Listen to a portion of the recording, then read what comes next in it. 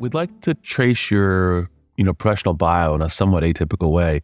You said that there's a number of times in your career you've seen moonshot research jump to the consumer's pockets. Can you recount the story of your career in those instances from, where you count your early work to today?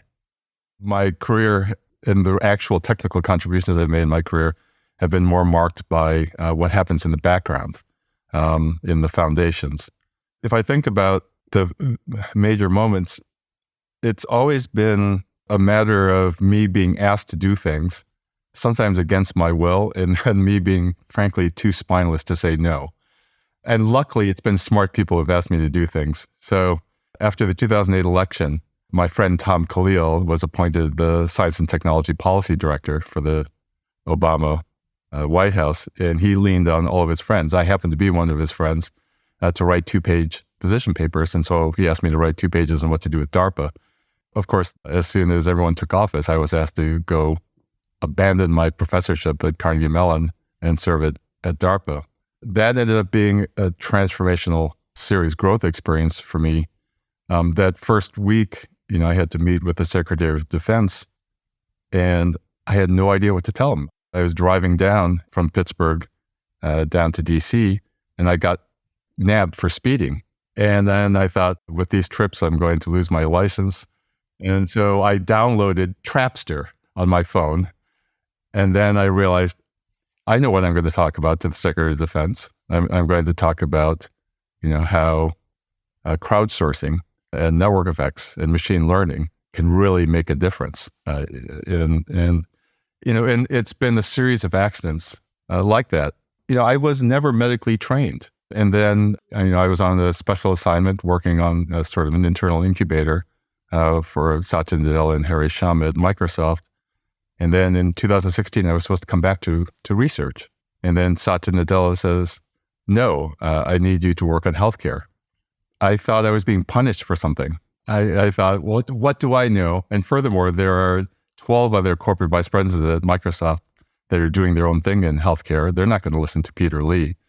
But, ultimately, you sort of overcome these things. You get immersed and you start understanding, wow, there's some really important stuff to do here. And you get a little bit lucky. I just had the good fortune that really smart people saw things in the future and asked me to climb on board. And, whether I was smart enough to say yes or too spineless to say no, I ended up being in a good spot. Well, I think that's a lesson we all learn over and over again, that so many people who are doing amazing things, it's not as if you plot it out and this is how I will get to the top of Microsoft. Like you said, you just were working with great people doing incredible work. And so that brings us to today, to healthcare and AI. And so, your relationship with AI, health, and medicine hasn't just been academic. And I understand that you've used GPT-4 in your own life to better understand the medical options available to you and your family. How do you use GPT-4 as a tool in that role, less in the medical establishment, but more in your own life? You can receive, you get a physical exam, and then maybe a week later in email, you get a PDF file with all your blood test results. And I don't know about you, but it's gobbledygook. Look, I'm even an elected member of the National Academy of Medicine, and I can't decode these things. And you don't feel good about calling your doctor to waste his or her time with this. It's empowering to just ask GPT-4. I do this through Bing, but you can also use ChatGPT. Look at this and tell me, explain this to me. Is there anything I should be concerned about? It looks like my LDL is a little out of range. What does that mean? And so on. Also, you get these, if you have health insurance, you get this weird thing called the explanation of benefits notice. I always felt bad that I could not make heads or tails of these things, but I've since learned that even executives, C-suite executives at insurance companies, they don't understand these things either.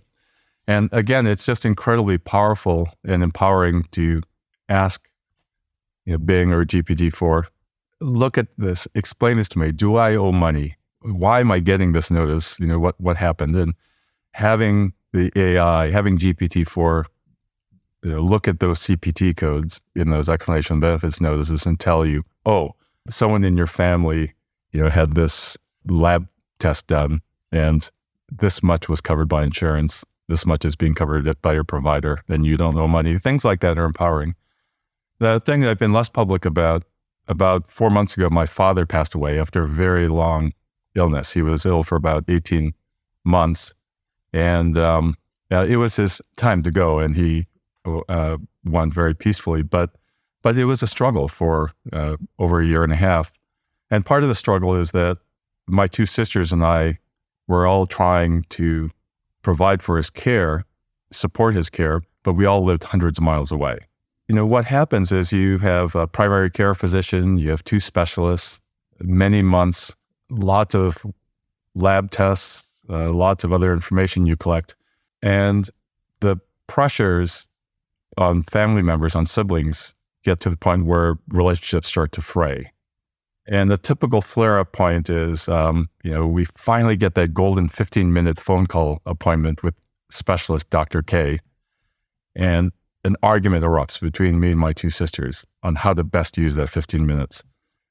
What I've learned is this is just such a common experience that people are going through.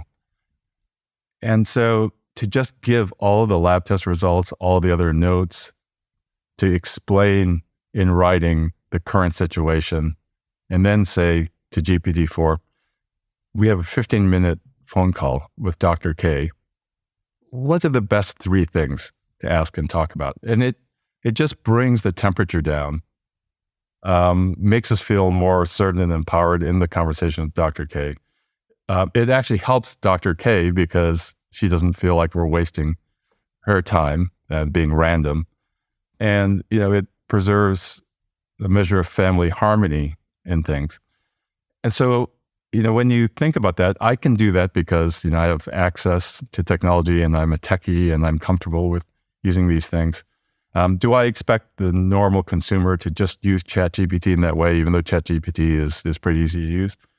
Well, maybe. But what I really hope is that there will be some great companies and ventures that will start to make customized experiences powered by technologies like GPT-4, that can really help. We have this silver tsunami going on in North America, in Europe, in Asia. This is just, I think, going to be a normal problem that everyone is going to have to cope with. Now I would love to test out GPT-4 and how it can be used in your field. Can you give us a demo about how it can be used as a copilot for doctors?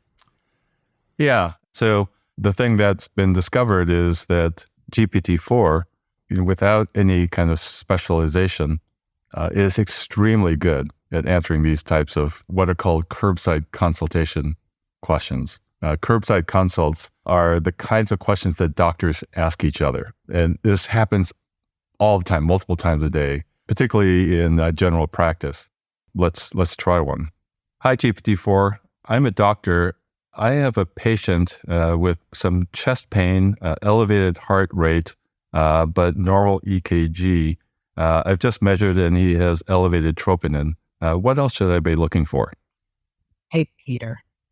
Although I should emphasize that I'm not a healthcare professional, elevated troponin levels with chest pain and an elevated heart rate could potentially point to a cardiac event like a heart attack.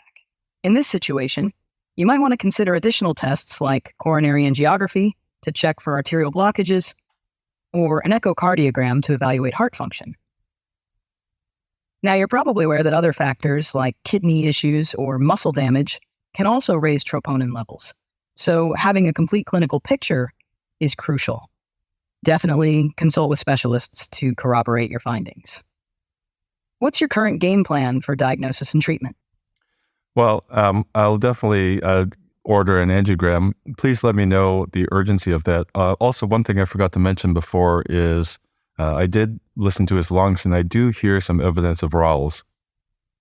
Given the elevated troponin, chest pain, and elevated heart rate, I'd say the angiogram should be conducted as soon as possible to rule out or confirm coronary artery disease. Time is of the essence in potential cardiac events. The presence of rales in the lungs could suggest fluid accumulation, possibly indicative of heart failure or another condition like pneumonia. In light of this, you might also consider a BNP test to assess heart failure, or even a chest x-ray to get a better idea of what's going on in the lungs. So, all things considered, I'd say you've got multiple reasons to act urgently here. How are you planning to proceed? Thanks. In fact, I think we can get that x-ray ordered at the same time as the angiogram, and I think that'll save a big step in the patient's treatment, so thank you. So that's a simple type of example, and these are things that doctors consult with each other all the time, but the access to that kind of information is oftentimes not present. When a doctor gets the initial presentation of a patient and some labs, initial lab test results, a doctor will develop what's called a differential diagnosis. Differential diagnosis is the list of possible causes for the patient's maladies with probabilities assigned to each one. A great use of GPT-4 is to give all that information to GPT-4 and say, take a second look at this. Is there anything I've missed? Anything else I should consider? We find that GPT-4 is almost superhuman at being able to critique the work that people do and be that second set of eyes. Yeah, 1,000%. One of the funny things is when I was running to getting Impromptu published, one of the things we talked about was whether or not we should put a medicine chapter in Impromptu. Because I knew your AI revolution in medicine was coming and so much better than what I would do. I was like, well, let's not have a medicine chapter. There's a much better book coming on this. So my team and I enjoyed the book, obviously. So you use a fictional story to start. So what's your take on how fiction can be used to help or harm our understanding of the future of AI, and how would that affect, consumers in the home and the silver tsunami and kids and families and mothers? What's your take on that? I thought the use of fiction was great. Maybe the story about why we wrote a book to begin with. I think it was in August of 2022 when I was first exposed to GPT-4 and the assignment to understand the possible implications to healthcare started. In November, when ChatGPT was released and it sort of blew up, we started to get some emails. I remember one email that we got about 3 or 4 days later was from a friend who runs a health clinic. And he said, oh, this ChatGPT stuff is great. We're using it now to write after visit summary emails to our patients. And so I thought, wow, that's really cool, but wow, that's really concerning also. By November, we were starting to understand the tremendous possibilities, incredible capabilities of GPT-4, but also we're starting to understand that there are some issues like hallucination. If you think of a computer as a machine that does perfect calculation and perfect memory recall, ChatGPT and GPT-4 are not computers. There's something different. There's some kind of reasoning engine. And the immediate worry, especially if you work at a company that's very careful about these things like Microsoft, is that, if doctors are going to start assuming that this thing is a computer, those assumptions are going to get violated in ways that could be harmful to people. And so the question was, how do we best educate the medical community about what this technology is? After asking and consulting with a lot of people, we learned that the large part of the core of the medical community still reads books. So then you have to decide, well, what are you going to try to teach people in that book? And there are several key lessons, but one key lesson is that this is probably unstoppable because it's going to be a technology that's in every person's pocket. How do you tell that lesson? Since it was such a new technology, we felt that the only way to do it was to make a fictional account that was realistic, something that would actually happen in an emergency department. And you might have an inexperienced medical resident who just reaches into her pocket to get a second opinion about something. Oh, and by the way, also becomes totally dependent on ChatGPT even to monitor her own health and her own daily schedule. And it was that sort of idea. The other issue is that my writing style and Zach's are hopelessly academic. So we were co-writing this book, but it would be dry beyond belief. And so Zach had a colleague, Carrie Goldberg, who is a much, much better writer. She joined the project in order to turn it into a kind of a page turner. Carrie, being a writer, also injected the idea of a fictional account, and it ended up being a really fun thing to do. I love it. And it's also just so interesting with the different strengths that you bring together to create this book. And, in the book, you make these sort of three major points. It's like, of course, GPT-4 is a game changer for medicine and health, that it poses risks if we don't begin wide-scale testing and understand its limits, and that also we should be working as quickly as possible to ensure broad access to the technology, which we have been talking about a lot. We need to get this in everyone's hands as soon as possible. So we're going to get to all of these points, but I want to start with the actual technology first. You compare it to Wilbur from Charlotte's Web. Can you tell us a little bit more about that comparison? So I've been on the road a lot for the last several months, talking to leaders of healthcare organizations. So those are leaders of hospitals and health systems, of health insurance companies, people at the National Academy of Medicine and major medical schools. And, one of the first things, which I know Aria, you and Reid have also run into, is just how to explain what the heck is this technology anyway.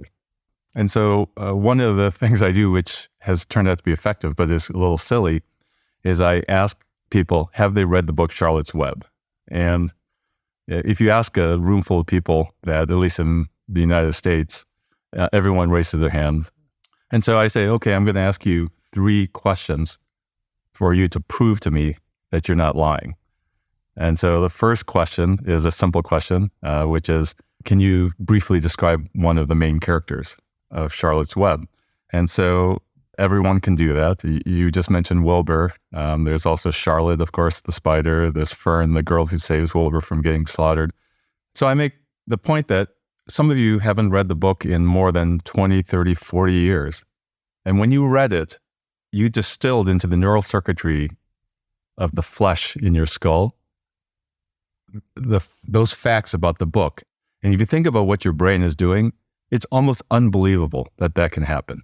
And now you can start to give a lesson about GPT-4 and say, well, GPT-4 has read Charlotte's Web also.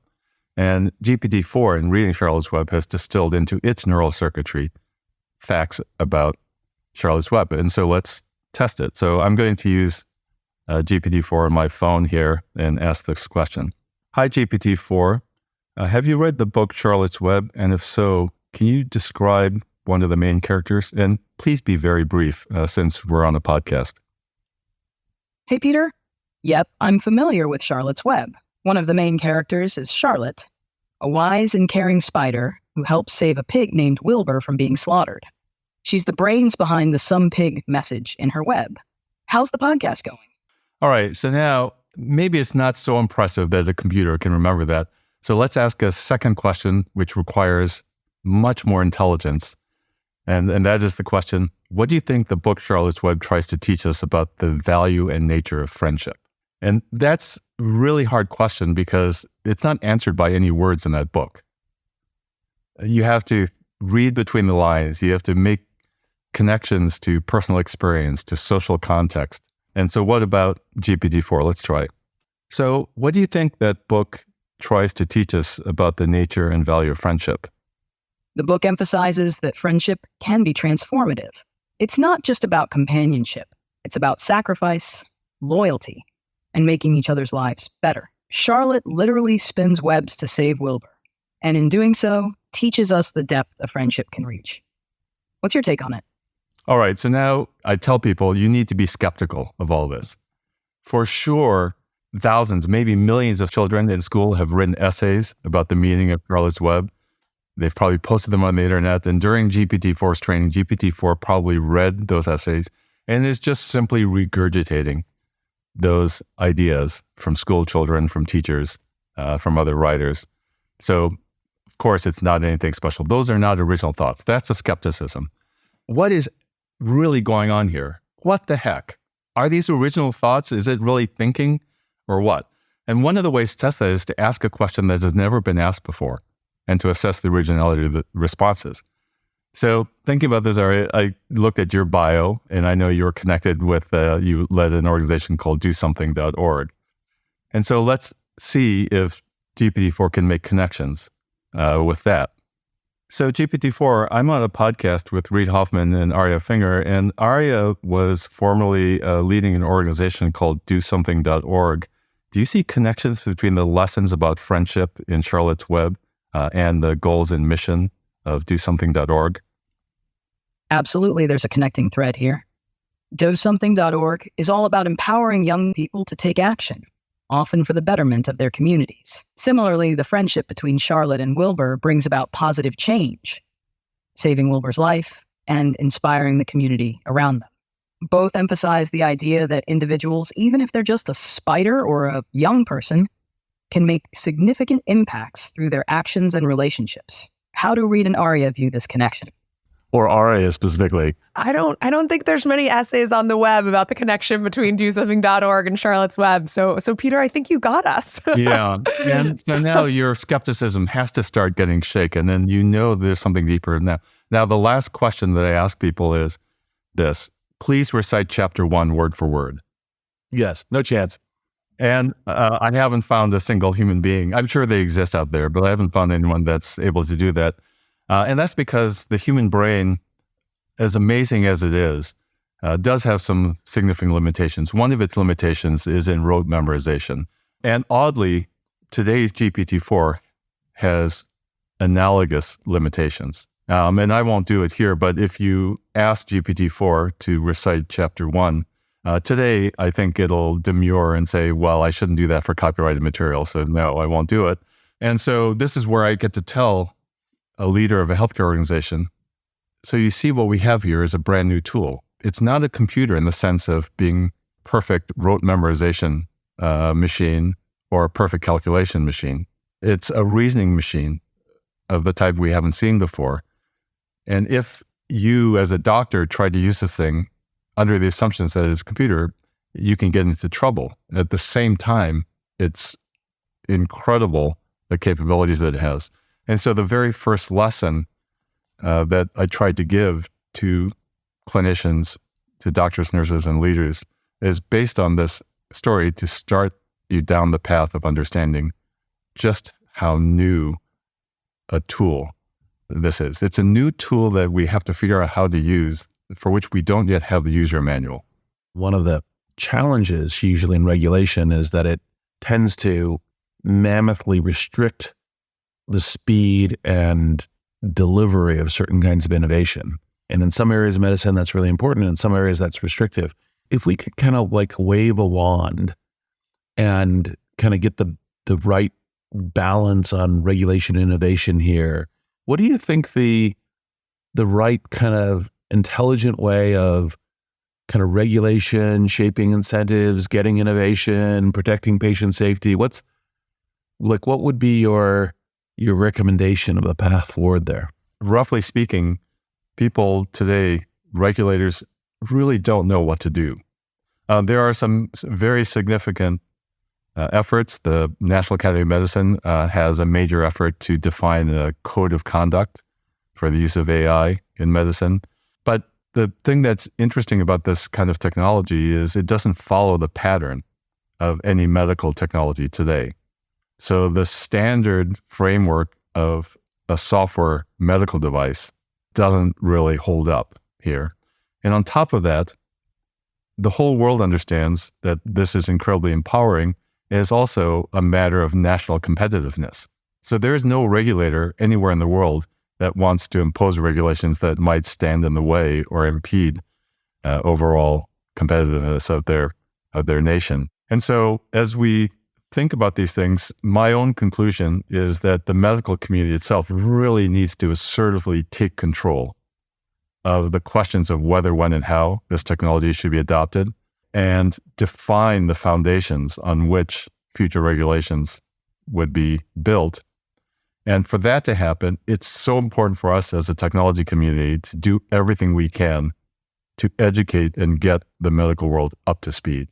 What's going to happen, I'm certain, like today when we think about disclosures, there is a major question, should be a disclosure to patients if a doctor uses AI to assist, let's say in a diagnosis or developing a treatment option. I'm certain in a very small number of years, the disclosure will work the other way. A patient will demand to know if a doctor doesn't use AI to assist and double check something, and will demand to want to know why. And so there's a difference between what makes sense today in 2023 and what will make sense in the future. And when I say future, the distant future in AI is like 2025, okay? And so that to me means we probably, just to be practical, have to think about some interim code of conduct or interim set of guidelines or regulations that have a very set timeline. The analogy that I give sometimes to people is it's like hand washing. At some point, it just makes sense that, of course, you would never practice medicine without washing your hands first. And we will definitively get to a point, probably sooner than we think, where, of course, you would never, ever dream of practicing medicine without the assistance of AI. We do need something because there is a fundamental lack of understanding of the capability of these systems and also their failure modes. I think there is emerging regulatory requirements that there should be humans in the loop, to finalize or make final decisions, that the humans are still accountable if those decisions are wrong or negligent in any way, and that there would be the development of codes of conduct and guidelines by organizations like the National Academies, the American Medical Association, and so on. One more thing that I've used with doctors and regulators is this analogy. It's a little bit of a silly analogy, but to imagine we've just invented copper wire. And we've discovered that copper wire can efficiently carry electricity from point A to point B. And we just know in our guts this is going to change everything for the better. We can't even imagine, carrying digital signals or winding it around pieces of metal and making electric motors. We just know just carrying electricity is going to be big. But we haven't yet invented the light bulb, so we don't know why. And meanwhile, people are getting electrocuted left and right, and crazy people are putting their tongues on this thing and so on. But the point here is that it's up to the medical community to invent those light bulbs. It's up to us as technologists to invent the light bulbs, platform providers to do that. And as we do that, we'll start to understand the importance of this more broadly and the need for electrical codes and other regulations, the ideas of insulation. There's all sorts of things that get developed. And so we're just in that early stage. I think we should probably address one of the, natural questions that, like, if a skeptic were listening to our conversation, they'd say, look, I've heard about this AI stuff doing hallucinations. What does that mean? Like, if I am gonna, even if I don't have access to a doctor, what happens if I get a hallucination? And what does that mean for like bioethics and, I think you've talked about the 9 steps of enlightenment as it comes to AI and medicine.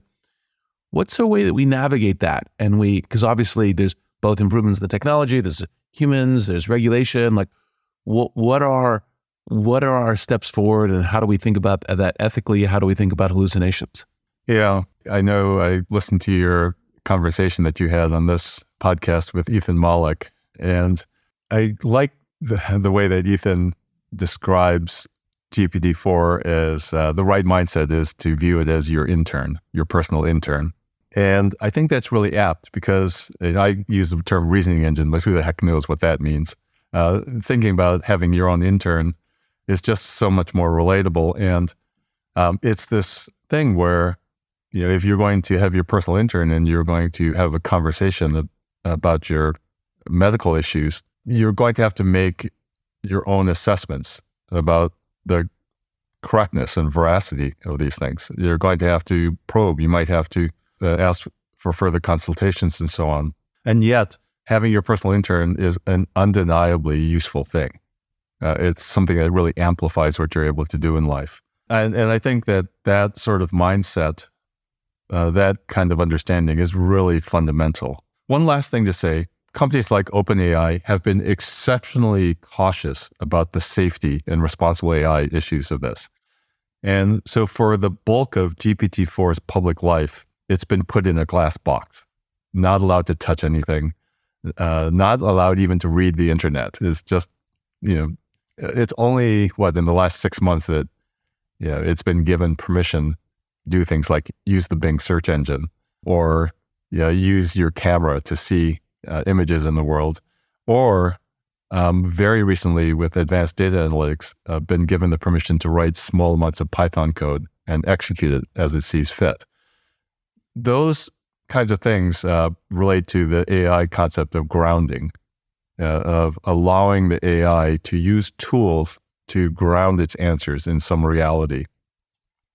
And I think in the very near future, what I expect is that these grounding techniques and this ability of the permission for AI systems to use tools will dramatically reduce the bad hallucinations that we see out of these systems while preserving the good hallucinations. And by good hallucinations, I mean things like informed guesses and the ability to imagine.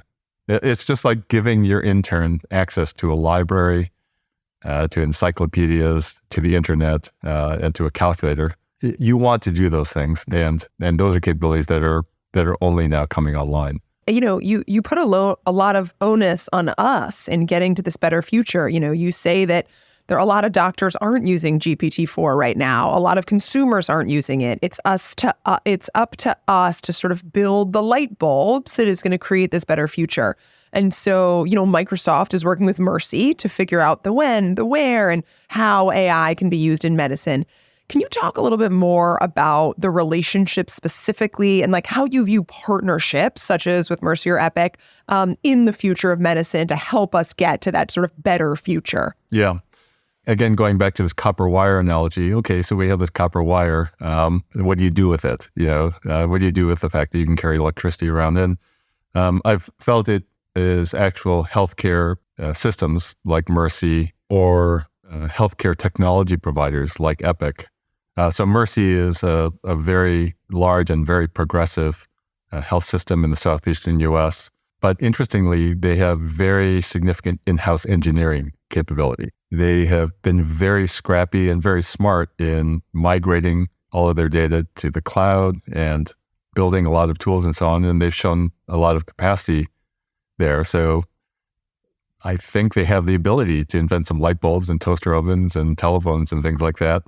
Epic is the largest provider of electronic health record systems. Of course, as a health tech platform provider, they also are basically a big engineering house. They build software. That software is used all day long by millions of doctors and nurses. It's also, their systems are the subject of a lot of ire because doctors and nurses don't like spending all their time staring at an Epic screen as opposed to, dealing with patients. And so there's tremendous motivation to invent those light bulbs, both at Mercy and at Epic. Mercy is facing a crisis of a huge nursing shortage. I think in the U.S. today, there's estimated over 50,000 nurses short right now in the U.S. today, and that's supposed to get potentially into the millions within 5 years at the current trajectory. And so just finding ways to attract more young people into the profession, also making people more productive is extremely, extremely important. And so working with these organizations that have their own engineering capacity that can work and collaborate and co-innovate with us in Microsoft Research and in other parts of Microsoft, I found that to be the most productive way forward. We also acquired a couple of years ago a health tech company of our own, Nuance Communications, and Nuance makes the most popular medical dictation system. It's the way that doctors can talk to a computer in order to enter their clinical documentation. All of these companies, Mercy, Nuance, Epic, and a whole lot of others, are right now doing some incredibly great work to integrate GPT-4 in new ways into their existing products. Epic, for example, they have a product called Inbox. It's basically an email system set up so that a doctor can send notes to patients, but it has some intelligence to take information from recent encounters between the doctors and patients and all the clinical histories and so on. Doctors complain about Inbox all the time because they say it's just overwhelming. And it's a lot of work to kind of rummage through 5, 10, 15, sometimes upwards of 30 or more documents spread all over the Epic system in order to synthesize a useful, friendly note to a patient. GPT-4 is now being used in Inbox to read all of those things and propose a draft note to send to a patient. The doctor can then look at that, edit it, and send it off. Judy Faulkner, the CEO of Epic, reported that in early studies, patients are preferring the notes generated by GPT-4 and have explicitly said they feel more human than the notes written by the doctors. What they're finding is that a doctor is too busy to add those personal touches, like congratulations on just becoming a grandparent, best wishes on your wedding next month in France. Those extra little personal touches, GPT-4 just has the tireless ability to extract those things out of the conversations between doctor and patient, connect the dots between that and the clinical history of the patient, and it makes a real difference. And it dramatically reduces, by multiple hours a day, the clerical burden on doctors and nurses. So these kinds of things are just emerging right now. I just get incredibly charged up and excited about this because these are the first light bulbs, that are coming out. That are coming on from the copper wire to extend the metaphor.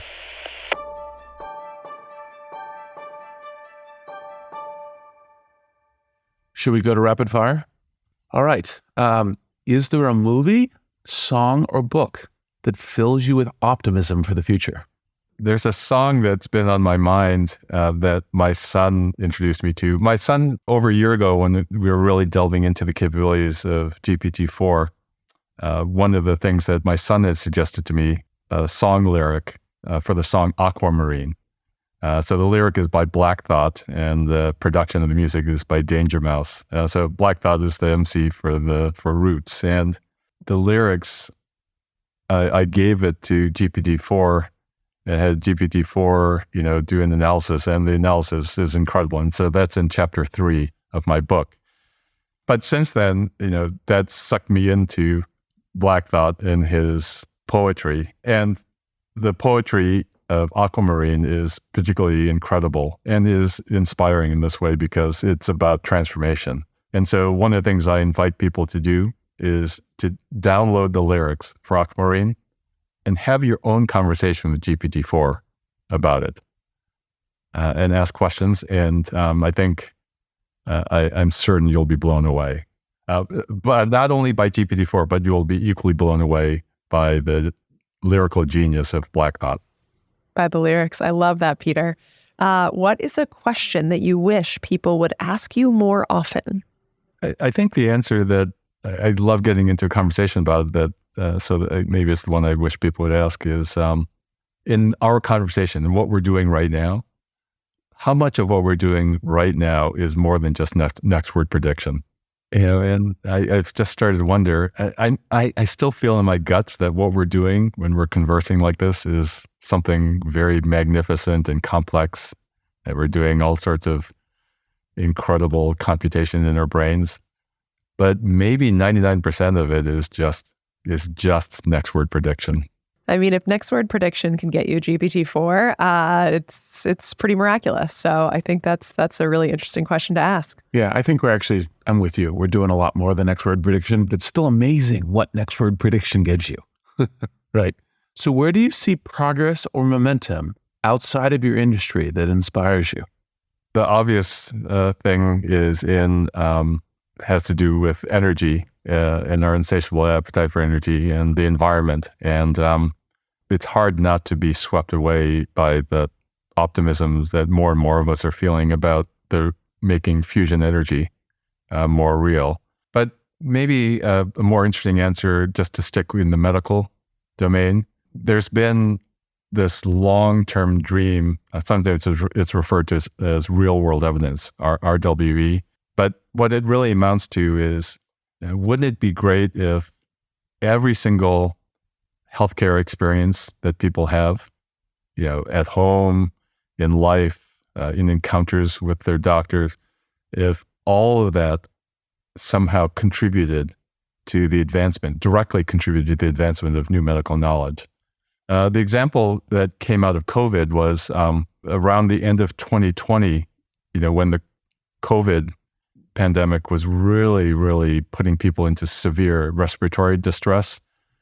Doctors around the world were accidentally discovering that sometimes COVID patient in respiratory distress could avoid intubation if they kept the patient prone, had them on their stomachs.